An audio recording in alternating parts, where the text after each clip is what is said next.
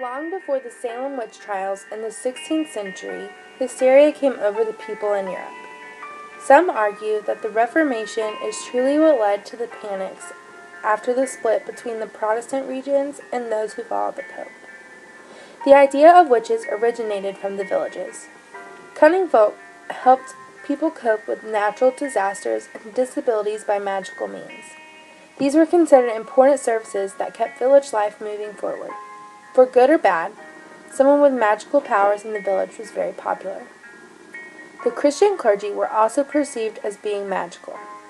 They could transform bread and wine into the body and blood of Christ and change eternal punishments for sins into temporary ones. They even exorcised demons. Attacking accused witches became a way for the church to regain its power, for they believed they were the only ones allowed to perform such tasks. They believed that anyone else who practiced magic didn't truly believe in God and were basically against the church. Men, women, and even children were tortured and massacred throughout Europe. All across the nation, fingers began to fly and accusations were being made against innocent people. The guilty party was tortured and made to confess to the witchcraft and evil deeds. Even if the alleged witch did confess in order to stop the torture, they were still killed slowly and painfully. One method was called the bootykins. These were boots that went from a person's ankles to their knees. Then a wedge was hammered up the length of the boot into the person's leg, breaking bones as it went. Another was called the pear. This was often inserted into openings of the body while it was expanded by a screw. Crushing the witch was also a way to kill and force a confession. They would lay a board on top of them and put large heavy rocks on top until the person confessed. If they didn't confess, they were killed, and if they did confess, they were still killed. Either way, the accused person was going to die. Stoning was another popular punishment, where people would gather around them and throw rocks at them until they died. Finally, burning and hanging witches was also very popular. Switzerland was the first to actually burn a witch in 1515. The methods of punishment were inhumane and were not seen that way until much later.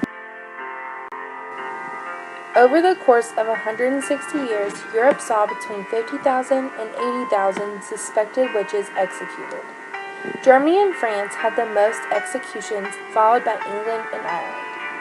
The lower amount of deaths in England and Ireland were due to the fact that there were more processes to prove that the alleged people were actually witches. 80% of the victims were usually women. They were older and single. The theory of misogyny is thought to be what fueled the witch hunts. It was sort of like a social hostility towards women. Women's connection to folk magic and healing also fueled the fire against them as well. Many of the women accused were midwives and targets to the accusations.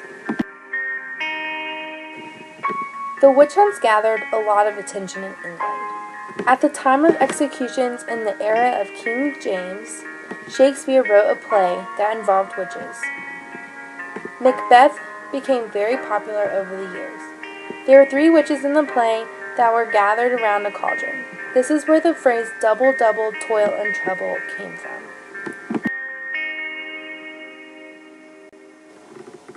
The emergence of a more scientific worldview in the 17th century made it harder to believe that words and thoughts could cause so much harm and impact physical things. A witch's curse was finally thought of now just words. In this time period, it was the beginning of the Enlightenment. The Enlightenment brought reasoning, skepticism, and humanitarianism to the table. Each of these factors helped defeat the superstitions of the witch hunts. The advances in medicine, rise of insurance companies, and the availability of lawyers slowly brought the trials to an end. People began to obtain protection for themselves. In 1682, England executed their last witch. Her name was Temperance Lloyd. Lord Chief Justice Sir Francis North, a firm believer in witch trials, denounced the prosecution as flawed. He stated, the evidence against them was very full and fanciful, but their own confessions exceeded it. They appeared not only weary of their own lives, but to have a great deal of skill to convict themselves.